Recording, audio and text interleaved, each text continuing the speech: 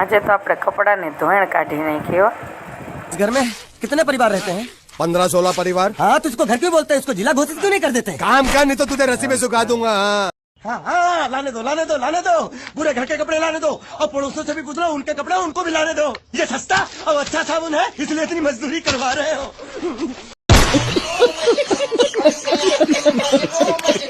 કપડાં ધોઈને આપણે ભૂખ લઈ ગઈ હતી એટલે આપણે જો આપણા મનપસંદ ચાટ બનાવીને ખાવા લઈ ગયા।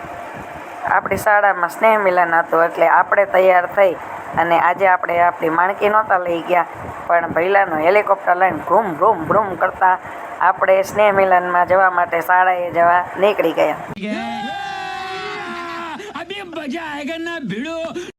ત્યાં જુદી જુદી રમતો ચાલુ હતી એટલે આપણે તે રમતો રમવામાં લાગી ગયા। આપણને તો ખૂબ મજા પડી ગઈ કે એવું લાગ્યું કે આવું સ્નેહ મિલન તો વર્ષમાં 3-4 વાર રાખવું જોઈએ અને જુદી જુદી રમત રમવી જોઈએ। તો આપણને રમત રમવાની ખૂબ જ મોજ પડી ગઈ કેમ કે આપણા શિક્ષક મિત્રો અને બીજા આમંત્રિત અતિથિ સ્ત્રીઓ હતા તો એ બધાની સાથે આપણને રમવાની એવી મજા પડી ગઈ કે જામો પડી ગયો બાપો બાપો। બાકી બહુ મજા આવી ગઈ અને આવી રમત આપણે નાનપણમાં રમ્યા હોય ત્યાર પછી તો કોઈ દિવસ રમ્યા ન હોય ને એ રીતે આટલા બધાની સાથે રમવાની મજા જ કંઈક અલગ અને નિરાળી હોય છે। તમે આવી રમત રમો છો કે નહીં એ જરા કોમેન્ટમાં કહેજો તો કે આવી રમત તમે ક્યારે છેલ્લે રમ્યા છો અને જો તમારી અમારી જેમ રમવી તો ફેમિલી સાથે રમી શકો છો। આવી રમત રમવાની જામો એટલી દોડાદોડી કરી અને નાના મોટા બધાએ આનંદથી રમતા હતા તો આપણને જો કે ક્યાંક આપણે દોડાદોડી કરવામાં લાડવો ન ખાઈ જાય તો હાર નહીંતર આપણી તે મજાક બની જાય।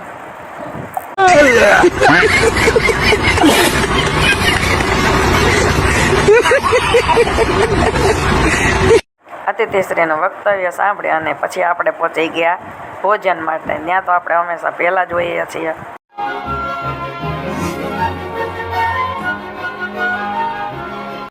આપણે આપણી પ્લેટમાં 2-3 કિલો શાક ને 50-60 પૂરી ને ભાત ને એવું બધું લઈ અને જમવા બેસી ગયા। कौन है ये लोग? कहाँ से आते हैं ये?